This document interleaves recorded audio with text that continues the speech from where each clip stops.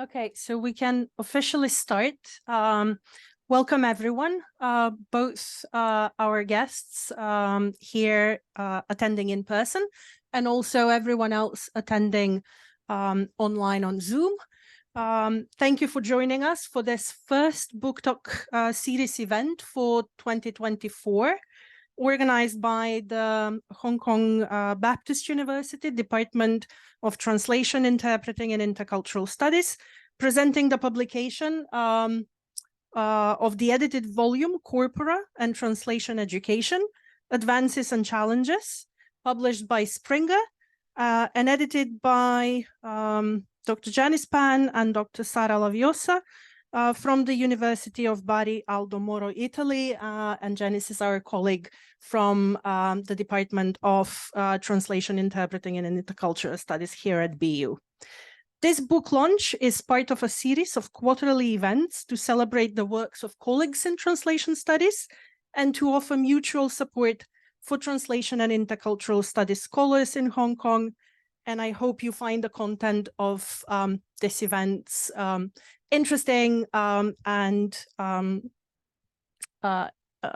you learn new things from them. For the event today,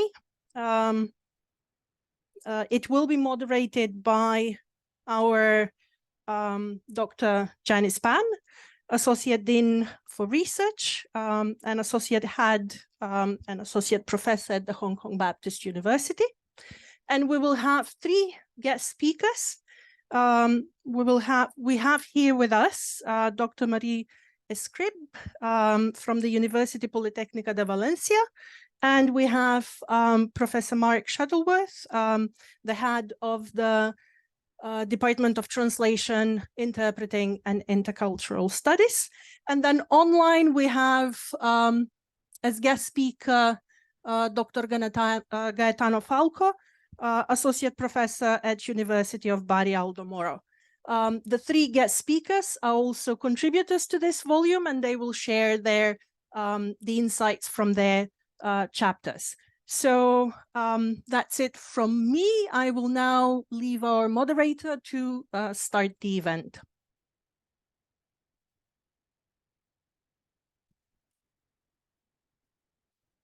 Okay, thank you very much for joining this book talk and also book launch as well. And I actually have many people to thank for the successful publication of this volume. So to start with, I'd like to thank all of the contributors of the book who shared their valuable research findings with us and also helped us to put this volume together in a very lengthy process, especially everything was involved during the time of COVID. So thank you very much. I would like to especially thank the theorist editor, Professor Li Defeng, who helped to include this volume in his series for the Springer volume. And after that, we would also like to thank the support of the Language Fund under the Research and Development Projects of the Standing Committee on Language Education and Research. With their generous support, we've got an online symposium conducted back in 2021. And after that, the discussion continued and the papers got into the current shape. And then we're very, very lucky to be able to gather so many interesting papers for this volume. I'd like to also thank a special person, an artist, Sonia, sorry, my artist friend, Sonia Carmen, who helped to design the poster of the conference. She is an artist, and I tried to convey to her the idea of a corpus, and this is the result. And it's a perfect blend of her artist view on what corpus may look like. So I hope that you enjoy this special poster. And for those who haven't yet got a chance to see where you can get a copy of the book, here is a QR code, a little bit of promotion, so that you can get access to the book. And also there are some sample chapters online that you can check as well.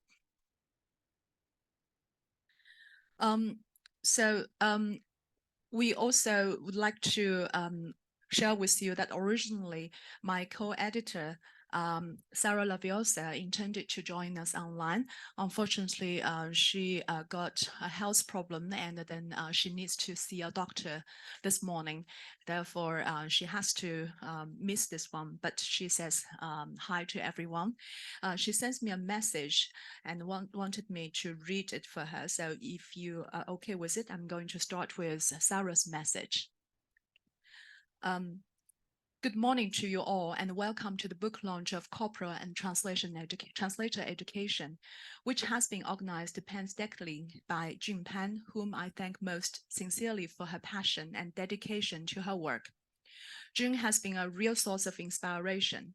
Following on from Jun's introduction to the volume, I wish to add just personal comments on my experience as co-editor of this volume from the moment I received Jun's invitation up to the publication of what I consider a groundbreaking scholarly work. We can read and study this new publication not only for our own academic formation, but also for the formation of our students, most of whom in all probability will pursue a career in today's multilingual language industry, which requires as a sine qua non the acquisition of translation and technology literacies. It is for this reason that I was truly honored and humbled to receive Jun's invitation to join her in a new collaborative editorial venture, which I have found enriching and exciting from day one until today. With regard to my own contribution to the book, I wish to thank first and foremost Gaetano Falco, who researches on and teaches corpus-based specialized translation from English into Italian at the University of Bari. We have worked in perfect harmony, sharing the workload in accord with what we know best. In the first 3 sections of our paper, I have traced the origins of corpus linguistics back to 1984, when Jane Artis coined this term to identify a new area of linguistic research. I have then first used the term corpus-based translation studies and corpus-based interpreting studies. I have then traced the origins of corpus-based translation studies back to 1998, when Miriam Schlesinger first used the term corpus-based translation studies and corpus-based interpreting studies, the latter being conceived as an offshoot of the former. In the following sections, Gaetano has surveyed the state of the art of corpus-based teaching methods in translator training. Finally, we have envisaged future developments in the burgeoning field of corpus-based translator education. I now turn to Gaetano, who will talk about the fruit of his labor in much greater detail. Gaetano, the floor is yours. Thank you.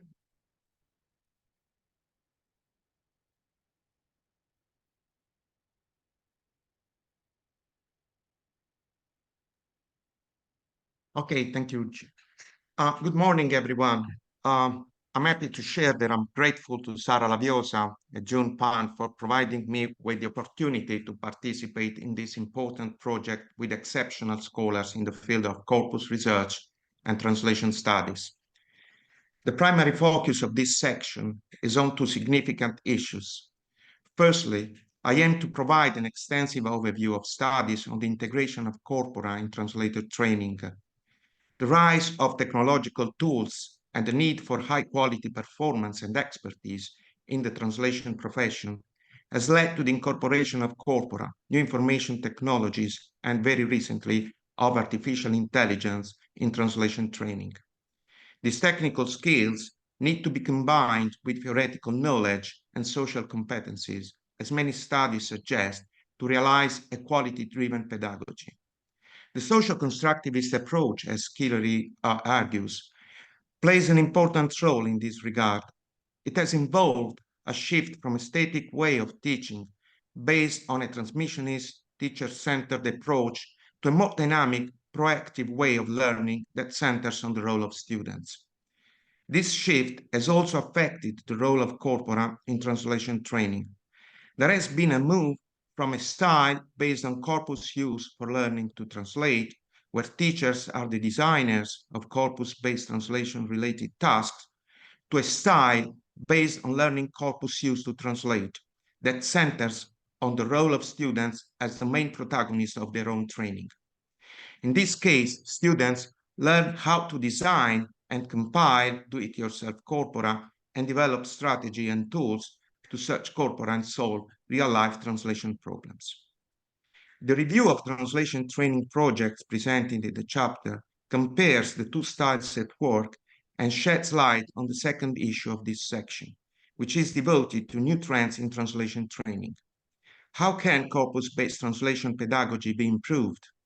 Are technological and linguistic competencies enough to manage highly specialized text? To address these concerns, we suggest enhancing corpus-based approaches in translation training by incorporating other techniques and interfacing with other areas of linguistics, such as cognitive linguistics.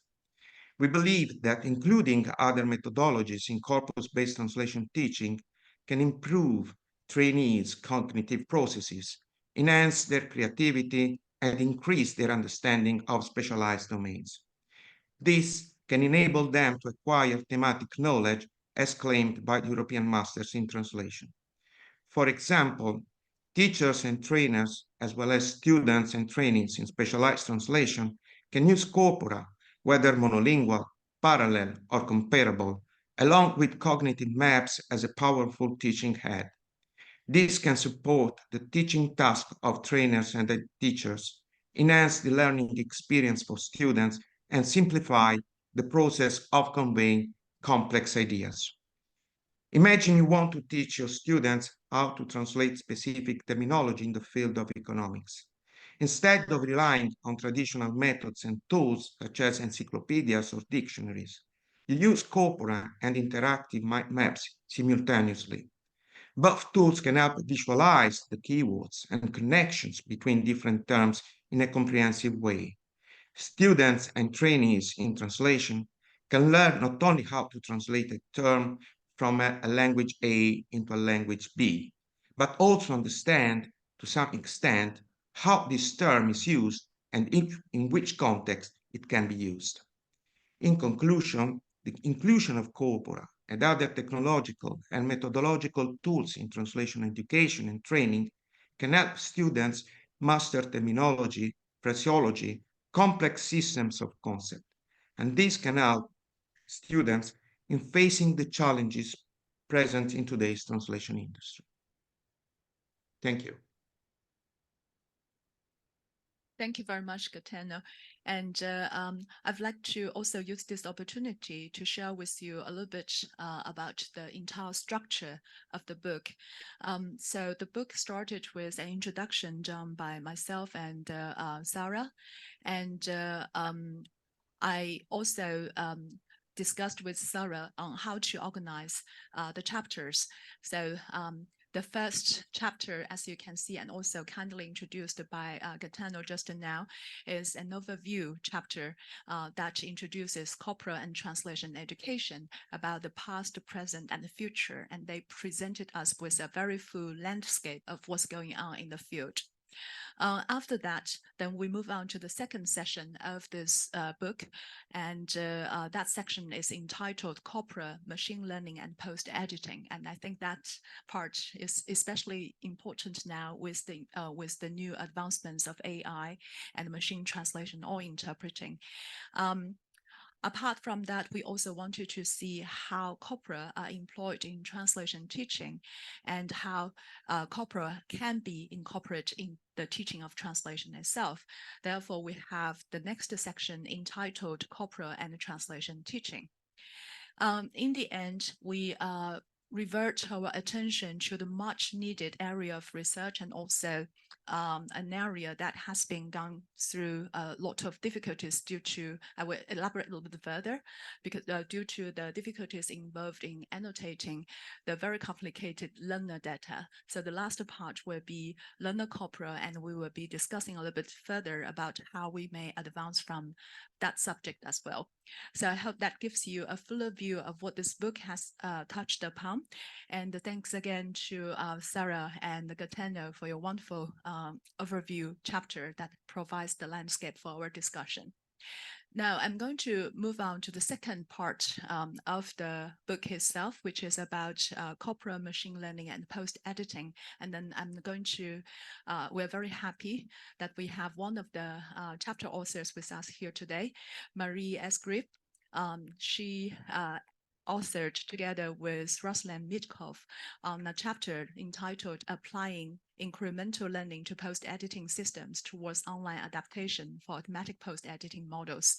So I'm going to now invite Marie to present to us her chapter. Thank you.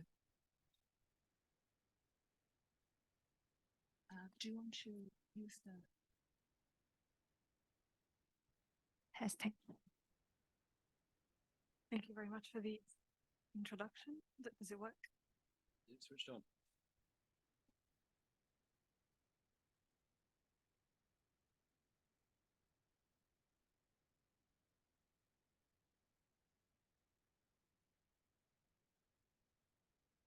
Okay, again, thank you very much for the introduction. As you said, my chapter is called Applying Incremental Learning to Post-Editing Systems. So we're going to talk in here about automatic post-editing models, and more specifically, how they can be adapted incrementally to allow for interaction between the system and the translator. For a bit of context, this work was based mostly on my master's dissertation when I was doing my MA in computational linguistics at the University of Wolverhampton, and I had the immense privilege of also working with Professor Ruslan Mitkov, and he's now at the University of Lancaster. So post-editing has attracted a lot of attention in research recently, and I think that's quite a normal consequence of the advances in machine translation and the fact that a lot of companies use machine translation in their workflows. And so today, a lot of translators have switched to post-editing, so it's a topic in which we do need a lot of research. And the starting point really for this chapter is something that Professor Mitkov and I had observed, which is the lack of interaction between the systems and the linguists. Because in post-editing, a lot of times what happens is that you edit, and the corrections you make, they don't really go to any database. They are not stored on the fly, and that also means that the corrections cannot be reused in real time. And that's really not efficient, and that's not also a pleasant task, because in the end, post-editors will be needed to make the same corrections a lot of times. So if you take a CAT tool with a translation memory, it's quite the opposite, because as soon as you confirm a segment, it's stored in the TM, and then it can be reused on the fly. Because if you come across a sentence which is very similar later in your translation, then you would have a perfect or a fuzzy match coming from the TM, and you can be sure that this suggestion is going to have the right terminology and the right style for the specific text that you're translating. Oh, okay, I'm very sorry. Is it better now? All right.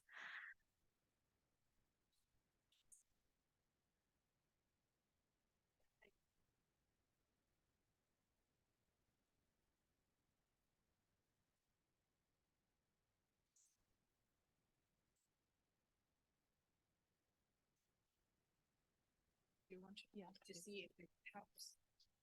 Yeah, you can change. Thank you. That's fine. I thought, oh, sounds better now. Thank you very much, and sorry. All right, so I was saying when you work in a CAT tool and you have a translation memory, there's a form of interaction, right, between the translator and the system, because as soon as you confirm a sentence, then it's stored in the translation memory, and you can be sure that if you come across a similar sentence later in your translation, you're going to have a suggestion that comes from the TM that's very much adapted to the style and the terminology of what you're translating. So there's a form of feedback loop, right, between the translator and the translation memory. But when you post-edit, this feedback loop, it doesn't really exist. And there are a few exceptions.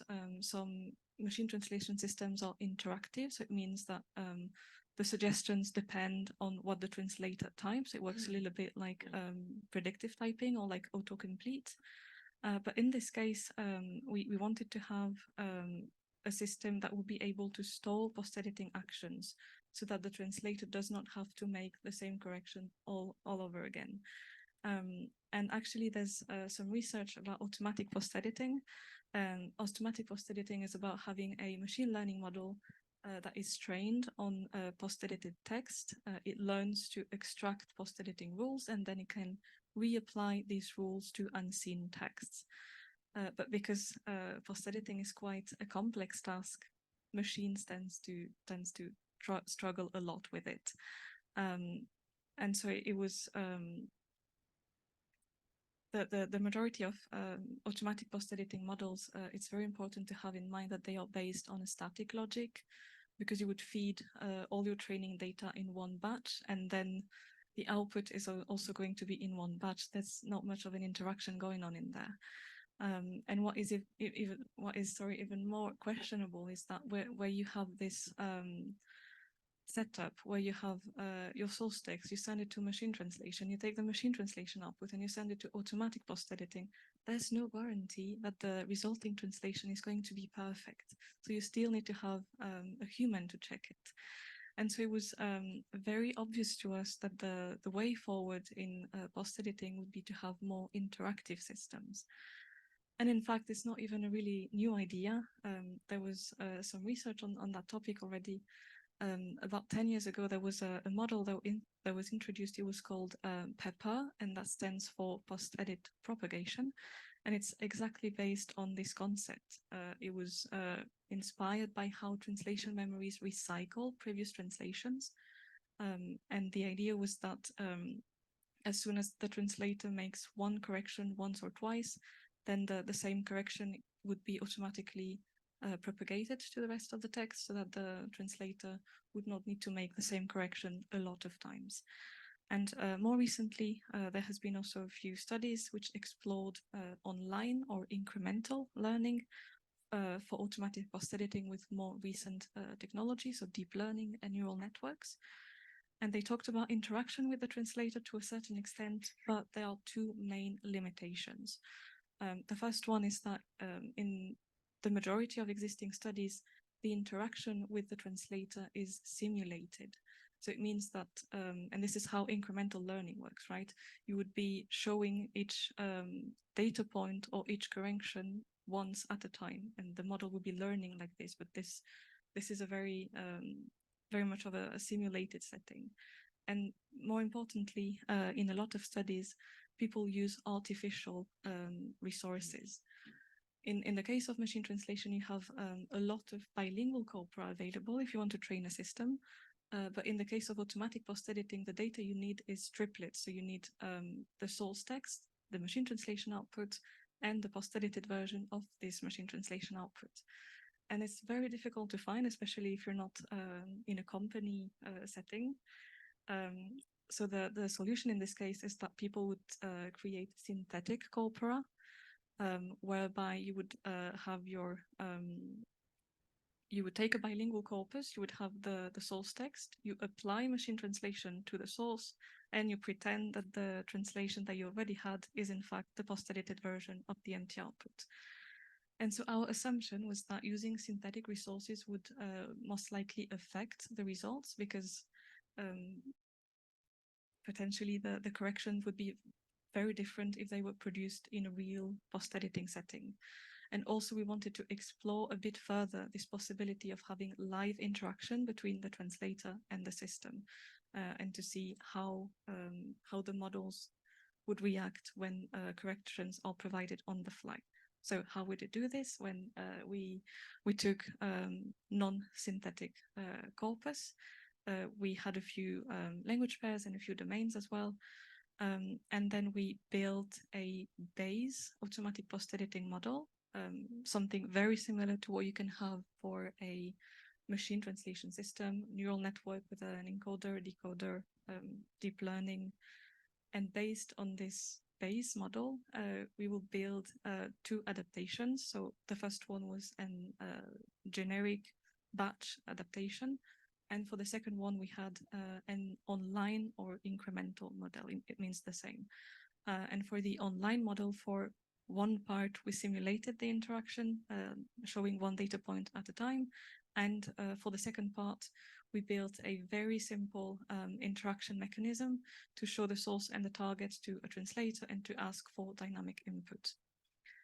Now, for the evaluation, we had both automatic metrics and human evaluation. In terms of the automatic metrics, we used mostly BLEU and the translation edit rate. And actually, the results were not very positive. The models were not able to beat the baseline. The baseline in this case is the raw empty output. And we also detected that the online models, they were systematically very aggressive in the sense that they modified all of the sentences, which also shows that it's very difficult for the models to identify cases in which no correction is needed. Now, the human evaluation yielded very similar results, and it was also very interesting to identify some error patterns. For instance, wrong substitutions and insertions. Also, we detected errors related to multi-word expressions and figurative language, which are already problematic in machine translation, in fact. And we also detected that the online models were more prone to hallucination. So the conclusion is that it's very difficult to achieve a high performance in automatic post-editing. The models did not yield the best results, but mostly it's also something that can be attributed to the data size. And well, to solve this problem, we would need to either go back to synthetic corpora or to create new resources. But more importantly, that also shows that post-editing is very difficult to automate. And in fact, that makes us go back to our hypothesis, which is that post-editing models would most likely be more effective if they could learn from human corrections in real time. But for this, we first need to improve the models to have more stable models. And if we manage to do that, that would really open the way for fantastic research avenues, because we could then study the interaction between the translators and the systems. That would be it from my part. Thank you very much for your attention. Thank you very much, Marie. Can you hear me okay this way? Okay. Thank you. Thank you, Mark. We will come to you very soon. Thank you for this very detailed introduction. And for those who are interested, actually, Marie is staying here a little bit longer. We are going to invite her to introduce her chapter in more detail and length after this book launch. Originally, we planned to have this special session or featured session to be just on site, but with Marie's kind consent, we're going to open it up for online participants as well. So if you want to stay to hear more from Marie, please do so. This, as mentioned, this is actually the second section of the book, which is about machine learning and post-editing. And this section also features a second article done by Long Huizhou, Michael Carr, and Devin Gilbert from the United States, who wanted to join us very, very much, but unfortunately, due to the time difference, we couldn't accommodate it. They also invited me to introduce the chapter slightly here. So the title of the chapter is Integrating Trado's Qualitativity Data to the CRIT TPRDB, Measuring Post-Editing Process Data in an Ecologically Valid Setting. So they introduced something very, very interesting, because they wanted to increase the ecological validity of the TPR, which is the translation process research database that they're working on. They present a new interface, Trados 2 Translog 2, that integrates keystroke and eye tracking data collected within Trados Studio with the data format required by CRIT TPRDB, the database itself. This tool enables scholars, student translators, and translation instructors to track different subjects' translation behavior, increase their awareness of productivity, or characterize their translation styles.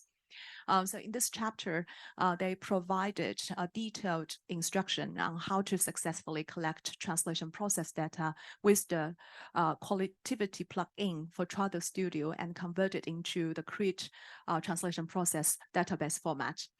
They also briefly discussed some examples of how keylogging and eye tracking data collected in this manner has been used to answer various research questions regarding the behavior and effort of translators and post editors. So we hope that this chapter is of interest to you as well. Now I'm going to turn to the third section of the book itself, which is about corpora and translation teaching. And now I would like to present to you my dear colleague, Mark Shuttleworth. The floor is yours. Well, thank you very much, Janice. It's a great honor to be invited to take part in the launch of this event, and I would like to congratulate you very much on the appearance of the volume, and of course your co-author, who sadly can't be present, Sara Laviosa, whom I have known, I reckon, since 1993.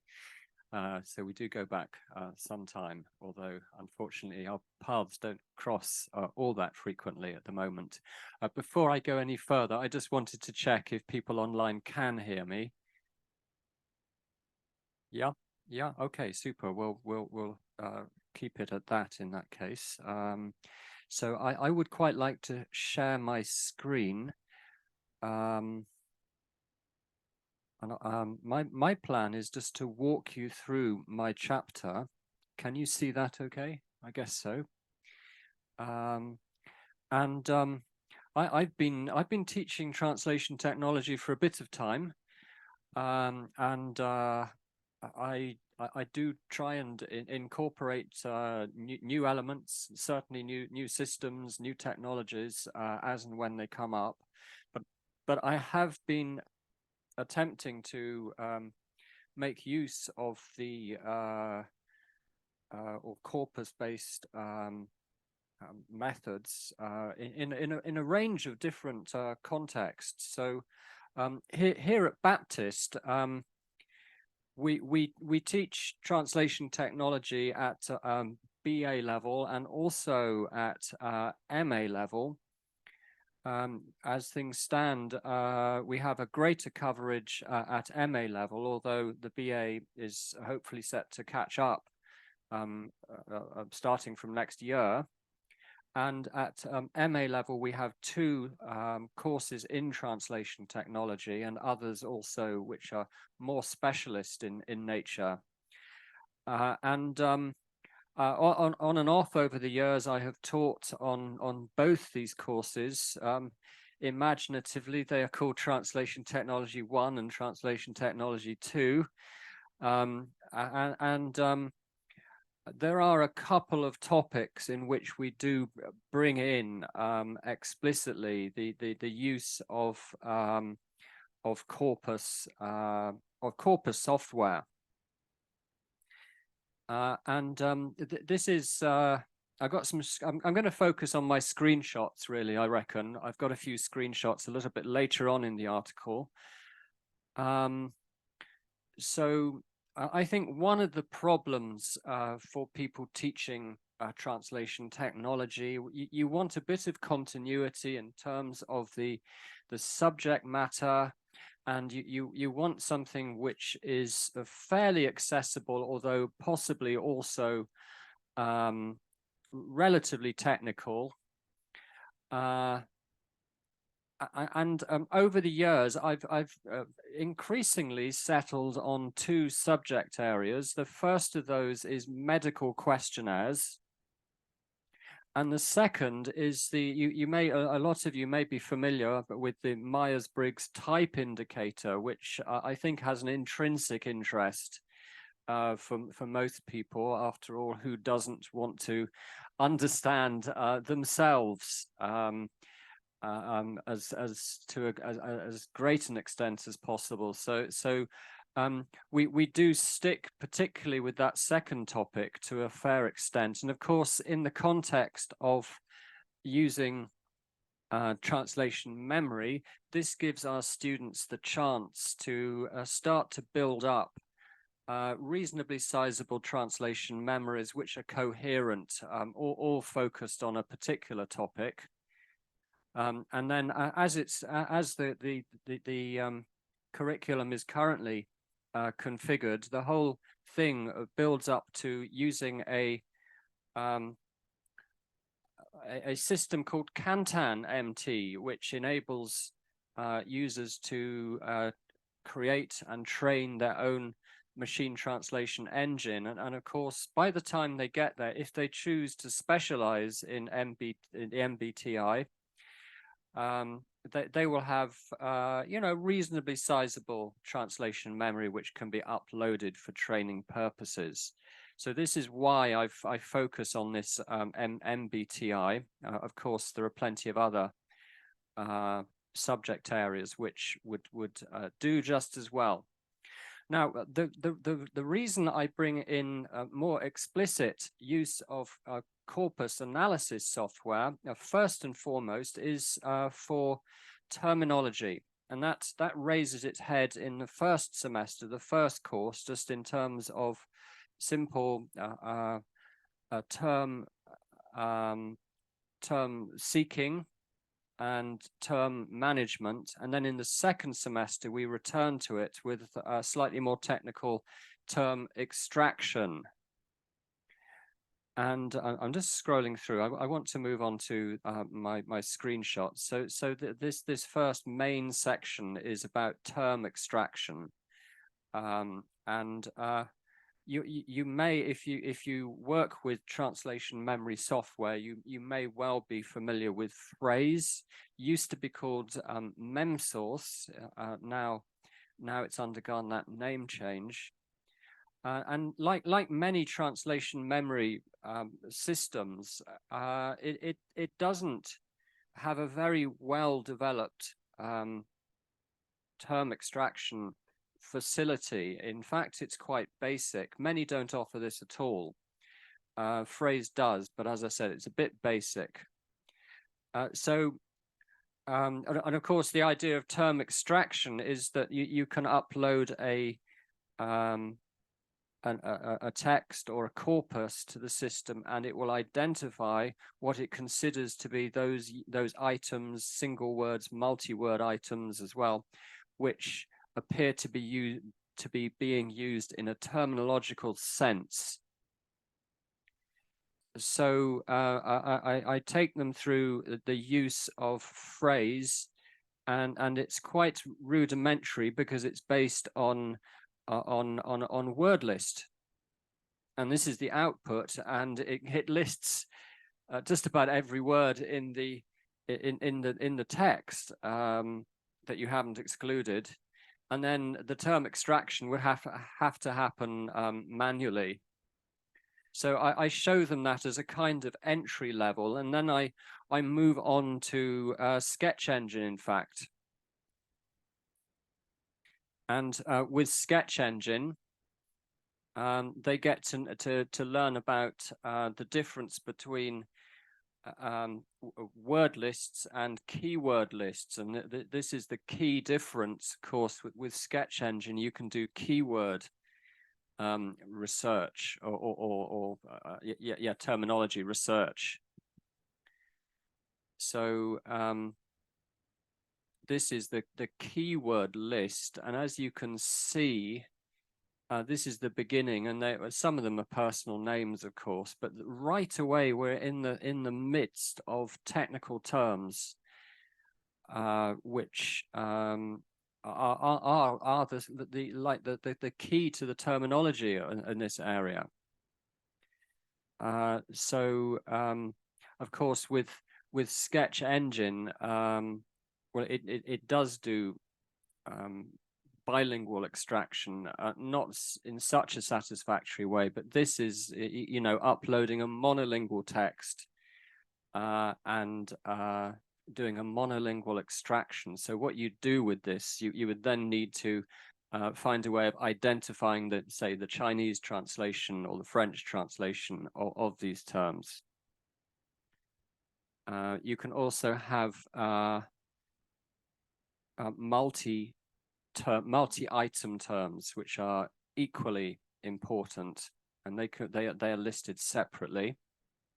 And then moving on to bilingual term extraction, if you've ever experimented in this area, you will be aware that this is much more problematic. It's much harder to get a good result. And I mean, there's one tool which does do a halfway decent job, and that, of course, is Trados. We, however, don't happen to use Trados here. But I do demonstrate to them how you can use Sketch Engine, and it's still in the same area, actually, yeah. And it's its best attempt to do a bilingual extraction. And if you are, I know quite a few Chinese readers here, you'll see that actually it hasn't done all that good a job, and you can go down manually and manually override the suggestions, the initial suggestions that it makes. But it is hit and miss, and it's not nearly as impressive as the monolingual extraction that I showed you earlier.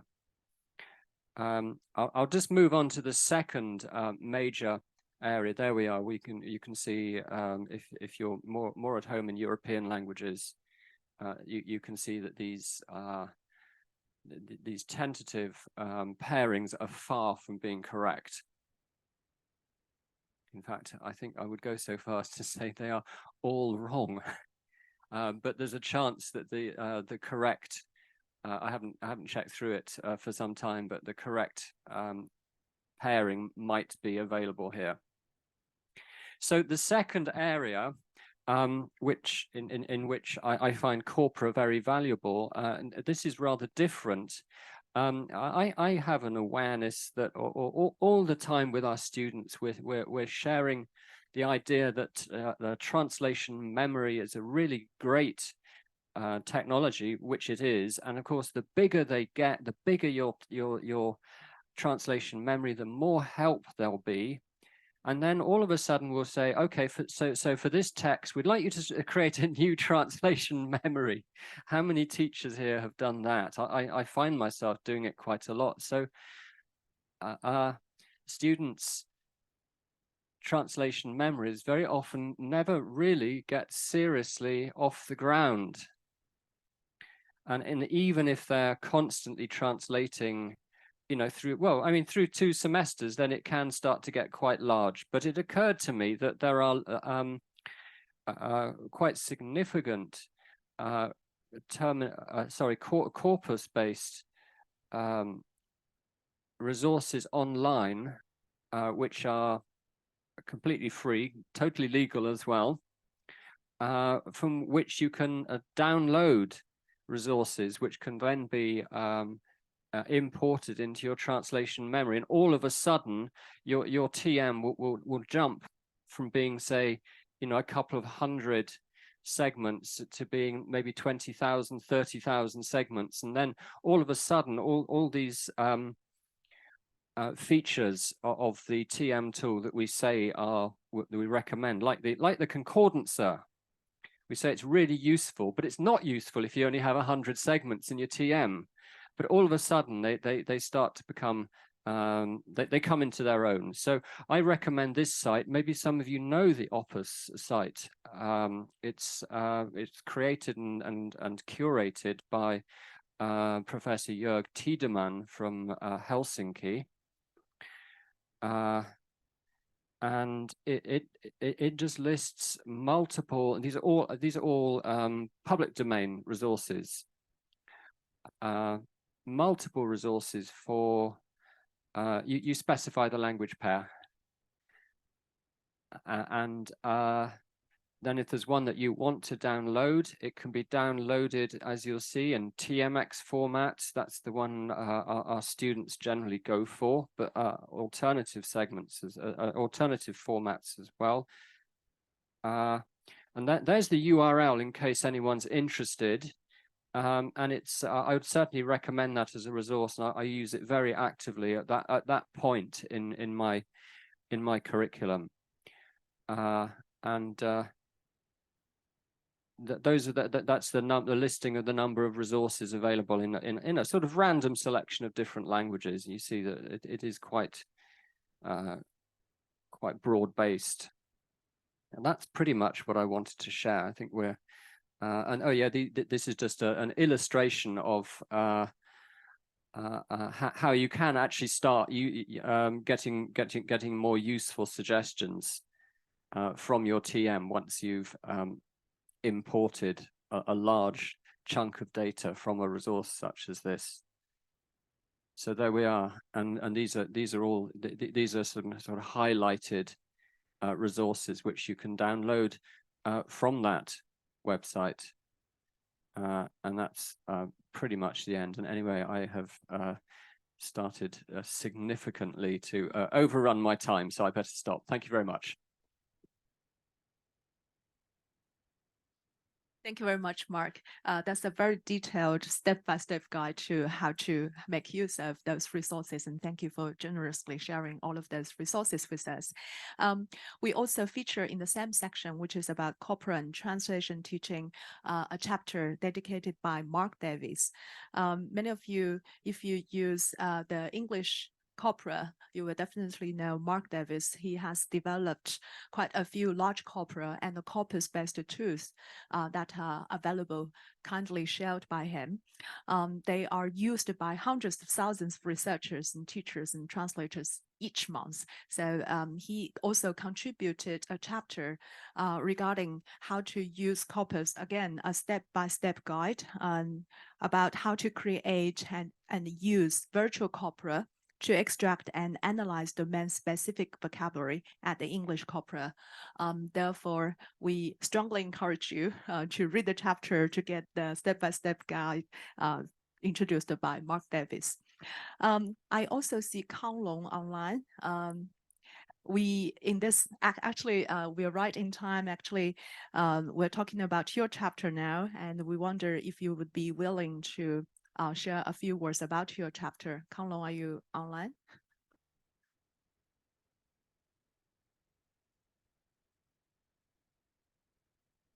Let's see. Okay, maybe he's not able to talk for the moment, but that's fine. In the same section, Corpora and the translation teaching, we have Dr. Liu Kanglong, Su Yanfang, and Li Dechao contributed a chapter regarding how students may perform and perceive parallel corpus using translation tasks.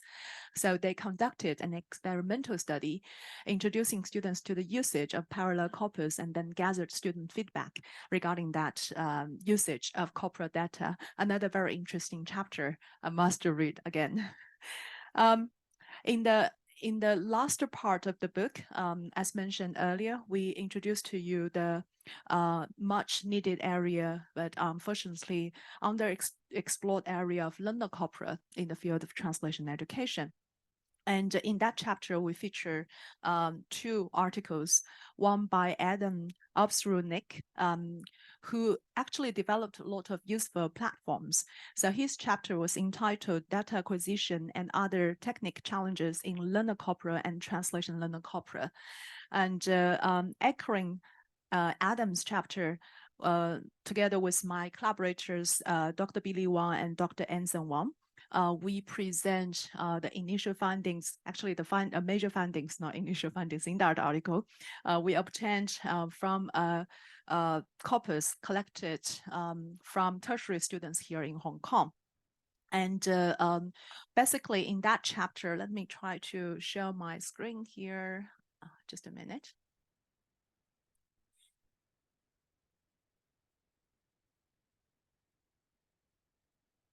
I do have a few slides for you to see some of the major findings from that article in particular.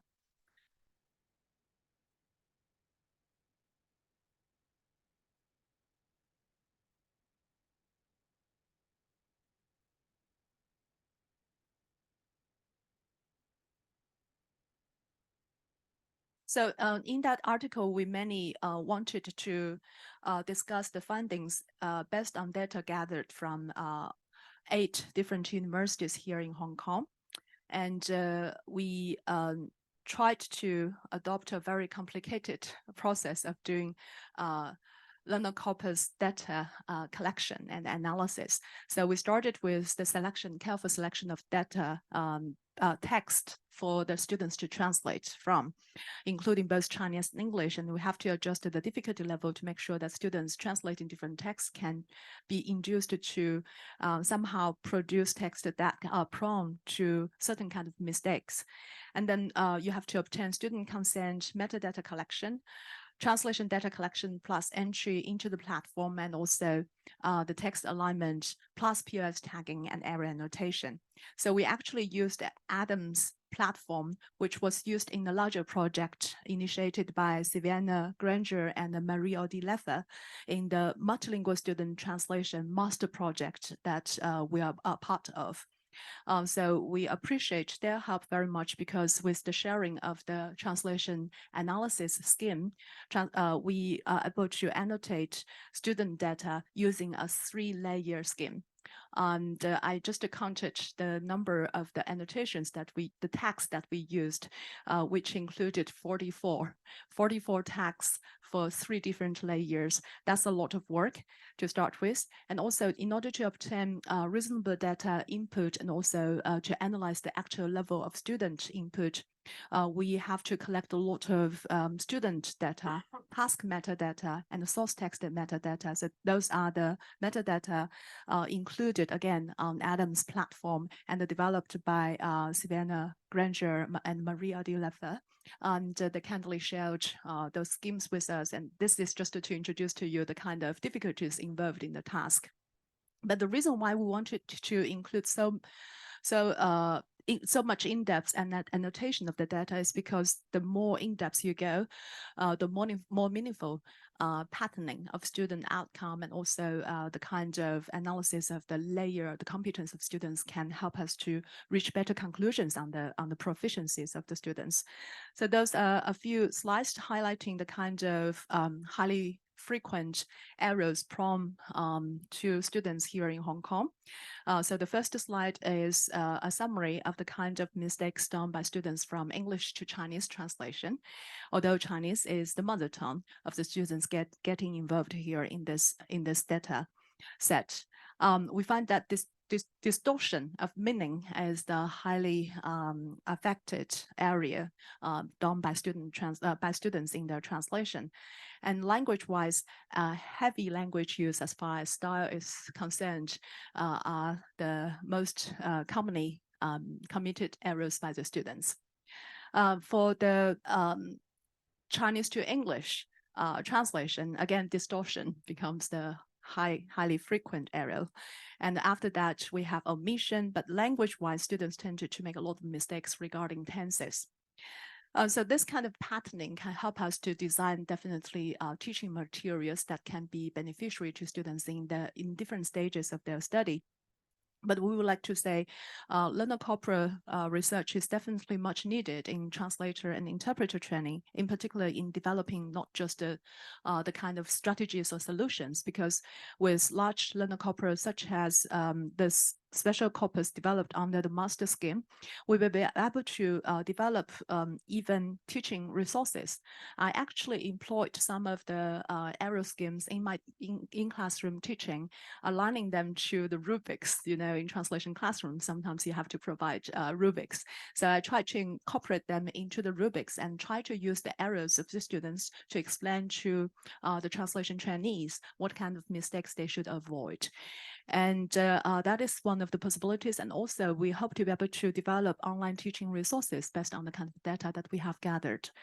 Apart from that, we also, I'd like to discuss a little bit further. Actually, this will lead to the next part of the book talk today, which is the panel discussion about the recent advancements from what we have done in this book.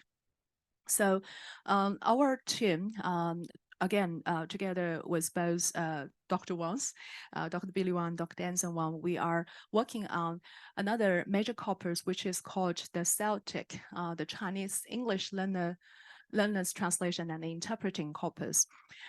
We recently, very happy, we recently got the award, the Digital Grant Award from the library of our university. And we're going to launch this corpus like the previous corpus that we launched, which is the static sister corpus, which is a corpus of over 6 million word tokens on political interpreting and translation. But this one will be a sister corpus, if I can call it this way, to the politicians' talks, because this one will be annotated again by the proficiency level of the learners. And also we hope to be able to focus on lexical cohesion in particular, because we find this is the most error-prone area that students need to work on. Therefore, we hope to be able to develop some kind of online platform for people to have interactive findings based on their search to find out how different learners may differ at different stages of their learning. And hopefully this can provide some further insight to the development machine translation and also other tools for learners in the future and also translators. So that concludes my part. And now I'd like to turn to the speakers once more, and then we're going to invite them to contribute further about their thoughts relating to the topic of corpora and translation education, and how they're working on this topic or how their recent works are relating to this. So can I first turn to Mark, since you're sitting next to me? Thank you so much, Janice. Yeah. Well, I mean, thank you for the question. If I interpret it rightly as, what am I doing now with corpora in my teaching? Would you like me to address that question? All right. Okay. So I do make another use of corpora in my translation technology teaching. In fact, I was doing this only seems like only yesterday. In fact, it was yesterday when I was doing it in the lab. We have quite a long topic arch connected with around the area of machine translation, and as I said, it culminates in the use of Kantan MT. It starts with Google Translate and, different ways of exploiting Google Translate, not just the obvious. And then we use a paid for tool as well. Currently, that's DeepL. And then we take a look at Lilt as well, which is the adaptive interactive MT system. And we get students used to the idea that it's possible to configure some of these tools. You can't configure Google Translate, for example. You can configure DeepL by uploading terminology lists, for example, and of course that prefigures what they do when they get to Kantan MT. And the other way in which you can configure a more sophisticated MT system is by producing automatic post-editing rules. If you notice a recurrent error, you can add one of these, and it will correct according to the syntax of the rule. It will make corrections before it presents the finished translation to you. So what we do, and this is just one session, we go back to Sketch Engine, and I show them, I give them a glimpse at least of some of the techniques you can use, once again focusing largely on keywords to try and find minor differences between the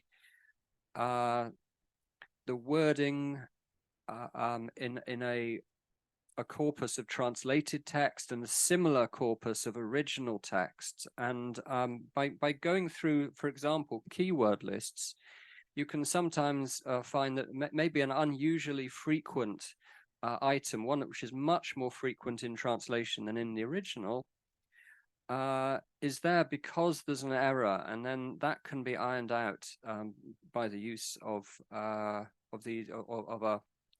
automatic post-editing rule. So that once again it's prefiguring Kantan MT. And of course, when it comes to Kantan MT and they're anxious to get their blue score as high as possible and to get an output text as high as possible, they will be looking to fine-tune using the that route to automatic post-editing rule. So that's what it's one of the other things. I've got another article in the pipeline from a conference I attended a couple of years ago, the one that took place in Rhodes in Greece. And that does mention this, but there wasn't space to talk about it in the article in Janice's and Sarah's volume, unfortunately. Thank you. Thanks a lot, Mark. Nice to hear this exciting progression from the original work. Now, can I invite Gaetano to share a few thoughts on post-publishing any kind of work relating to this subject, or how you see the future of the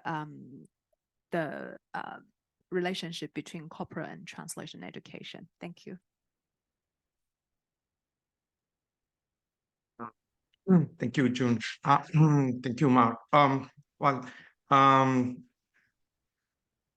Currently we are working on, we are teaching as a group, okay, here at the University of Bari, in an MA for specialized translation students. And we also teach, we have this year we have introduced a new course in corpus linguistics, which is mainly focused on the teaching of how to use corpora in general.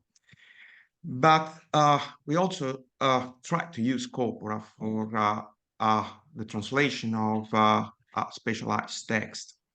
One of our main concerns, one of my main concerns, as I emphasized in my summary of my contribution, and which is in the chapter as well, is related to the fact that in most cases, our students who study specialized translation are not experts in any of specialized domains. So, for example, I teach translation of economic text. And what I have so far realized is that sometimes retrieving keywords from corpora consisting of economic text is not sufficient to develop their awareness of what they are translating, in fact. I don't know if this is also your problem when you teach translation of specialized text. But this is very important. For example, there are some subdomains in the domain of in the field of economics, where you find the same word, the same term, which can have different meanings depending on the subfield in which this term occurs. So I think that one of our future goals should be to try and to find some new tools that can help teachers and students learn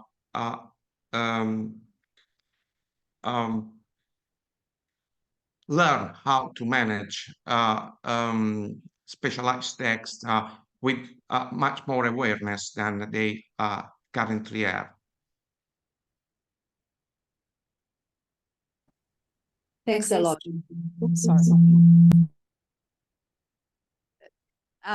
We may return to that subject more in more detail a little bit later, but I'd like to invite Marie to share her thoughts on this topic.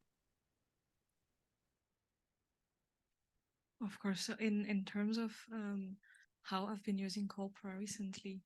I'm still working on my PhD, and my supervisor and I had an interesting idea, which is that the models of evaluating machine translation quality especially have not evolved that much over the last few years, but with the advances in neural machine translation tends to be very fluent. And so in terms of the cognitive effort when it comes to post-editing, that also involves a few changes that are not really captured if you take models like the multidimensional quality metrics or DQI for the traditional quality evaluation systems. So at the moment we're working on analyzing a corpus of post-edited texts and trying to see how we can map machine translation errors to the post-editing effort, and based on that to design a new quality evaluation model for machine translation. I'm not so much involved into teaching, but I think with the recent advances in Gen AI in particular, and when it comes to things like translation memory augmentation or terminology extraction, there are going to be huge changes in CAT tools in particular. Probably you saw there's already some integration of AI assistants in a few tools. In MateCat, for instance, you can now highlight a part of the source text and it would tell you the definition based on the source context and directly in the target language. And compared to how you use Corpora, which are based on real world texts, then this kind of definition would be provided by a Gen AI model. So in terms of trustworthiness, I think there are some consequences as well, and I would be very curious about your views as to how you would approach that in terms of teaching. Is it a question to all of us, or yeah? Mark, would you like to start? Yeah, thank you. Thanks very much for the question. And yes, I'm very conscious that I don't think I once mentioned AI in my presentation. It's not that we ignore it. We don't ignore it. We don't disregard it. The translation technology is obviously in a rapid state of flux. Personally, you know, I do include AI,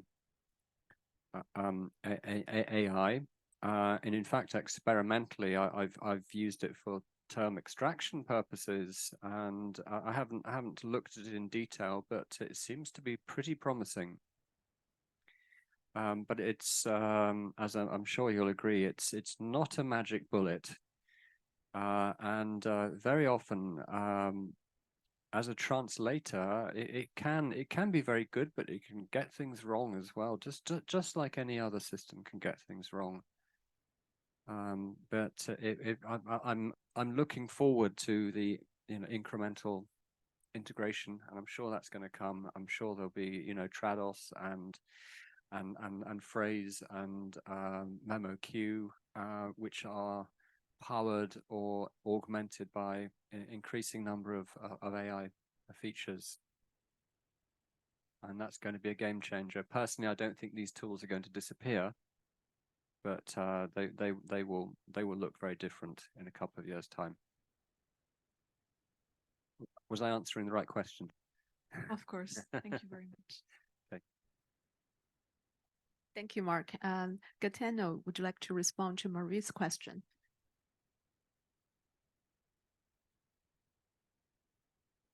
Sorry, you're muted.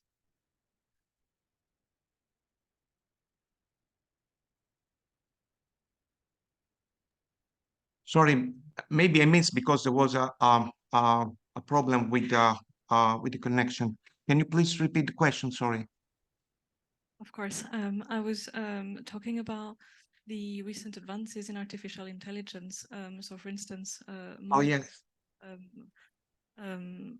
Terminology extraction and translation memory augmentation, and I'm just wondering, for instance, now with the integration of AI assistants in CAT tools, how do you envision teaching that to your students, for instance? Well, in fact, for now, I'm not planning to introduce AI in my in my courses. I still believe in the fact that students need to know how mm, uh, mm, to approach text in a traditional way, because sometimes using too much technology can can represent a disadvantage for students, because uh, um, AI, I try to use AI, okay, for my research, just to check how AI can translate text, and they are very successful. We cannot I cannot deny the fact that AI works with specialized text. But for now, I think that it is not the moment yet to introduce AI in a translation course, or maybe in a couple of years it may be integrated in CAT tools, of course. But for now, I think that we need to rely in a way on traditional tools. Yeah, thanks.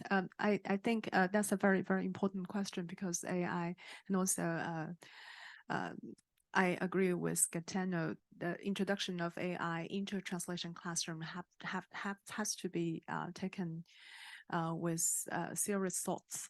Especially, I think it depends on the student's level of proficiency and competence of translation in particular. In translation competence, we talk about technology component as well. So we train students to use certain kind of technology. But at certain stages, especially for beginning students, I think it's very important for them to understand the importance of the translation core, the translator's core. That is, they should learn how to translate, how to make good choices among a lot of options provided to them.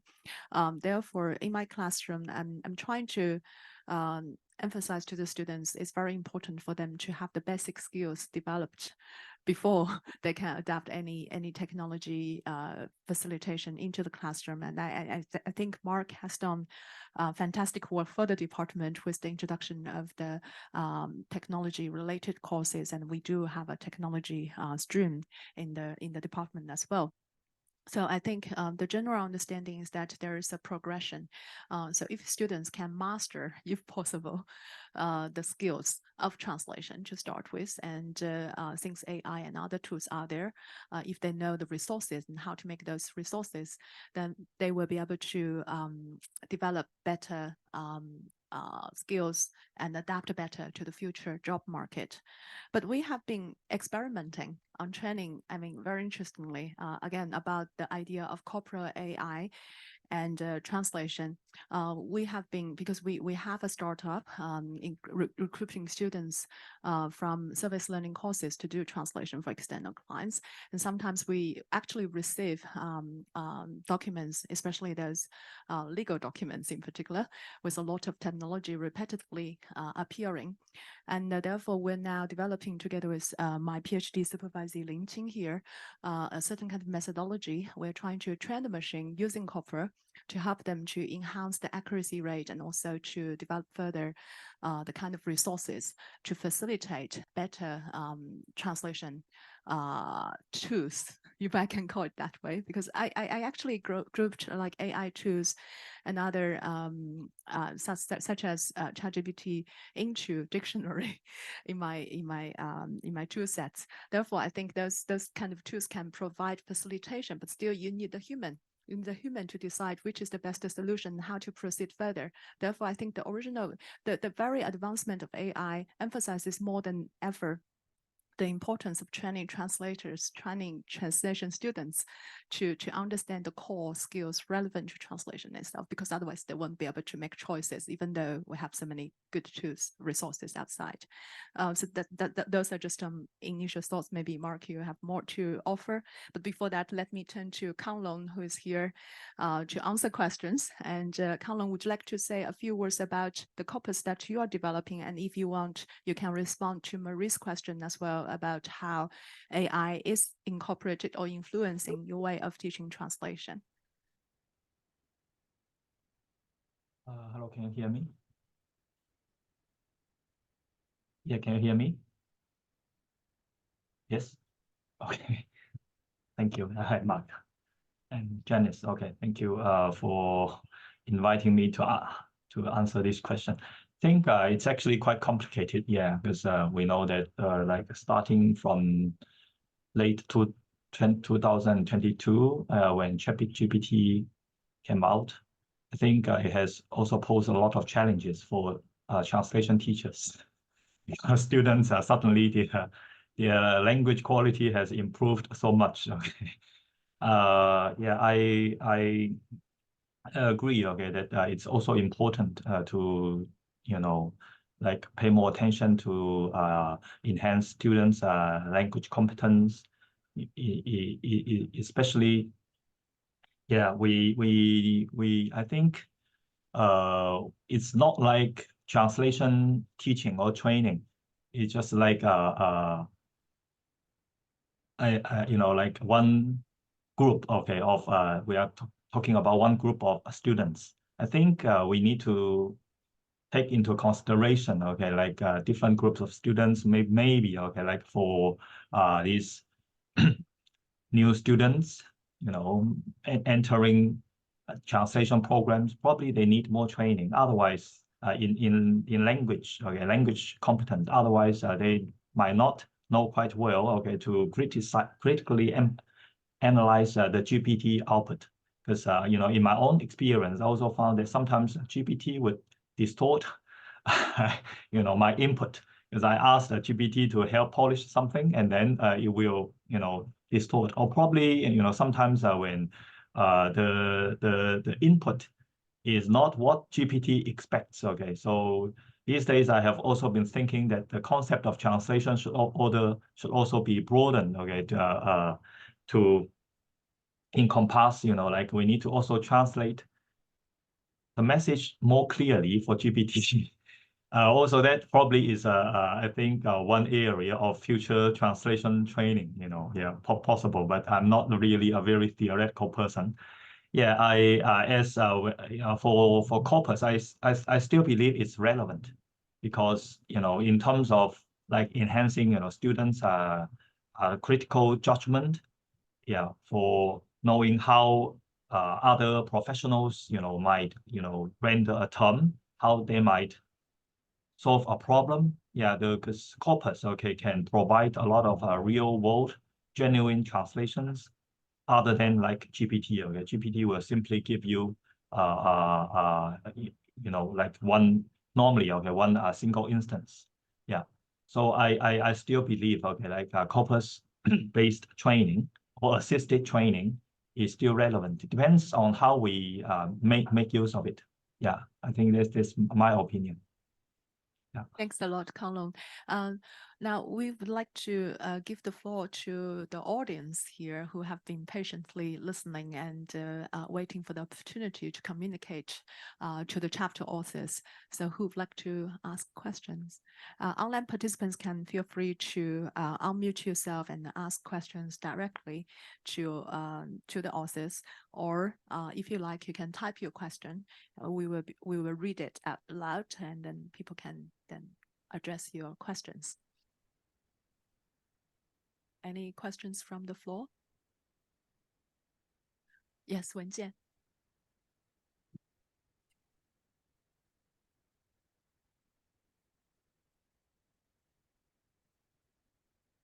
Thank you so much. And I actually have a question for Marie.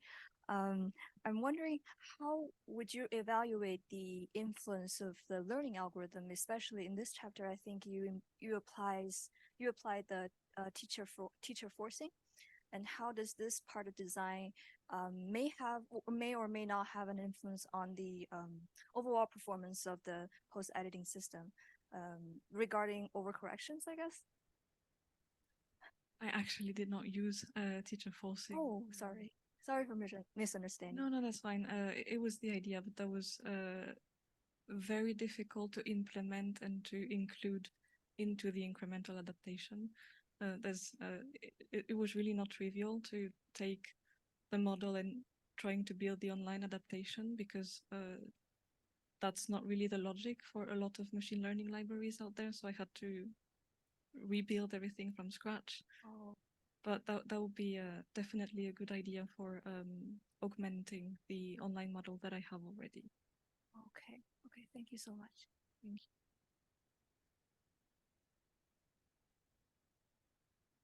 Do we have other questions?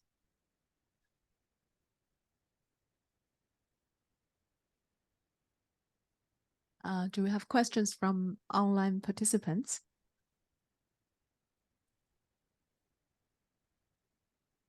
Okay, so I think perhaps you want to wait until you finish reading the chapters, but feel free to connect with the authors. I think their emails are included on the website that I have just shown to you. Again, a final moment of advertisement. So if you haven't yet got a copy, and if you want to get a copy or know more details about the book, please scan the QR code, and then you will be led directly to the publisher's page about the book itself. And we hope to hear from you in the future, either for further discussion about Corpora and translation education or other relevant issues. So I'd like to now give back the mic to Mario. And but before that, I'd like to announce Marie is going to have an extended session after this book launch, and we're going to keep the Zoom open so that if you are interested in staying, please do so. Right. Thanks, Janice. Right, so for everyone that will be leaving, well, everyone that attended the book talk, thank you for joining us today. At the end of every book talk, we ask our participants to fill in a survey. This survey will help us make future events even better. So please take just a couple of minutes to fill in the survey and tell us what you think about the event. In the meantime, while you are filling in that survey, just to let you know that, or to remind you that the edited recording from today will be available on our YouTube channel. That's on YouTube at HKBU-TIIS. And there you will have, you can also listen to all the book talks that we have organized over the years now. Right, so as I said before, our book talk series happens quarterly. The next one is planned for later in June. You can register with us, with the department, and to receive an invitation for every future book talk, or you can follow our social media. We have a profile on Instagram, Facebook, LinkedIn, or X for more information about what's happening at the department. And finally, if your monograph or edited volume is coming out and you would like to share with colleagues, please do let us know. We would love to organize a book launch for you and learn from you. Thank you for joining us today. This will be the end of the book talk.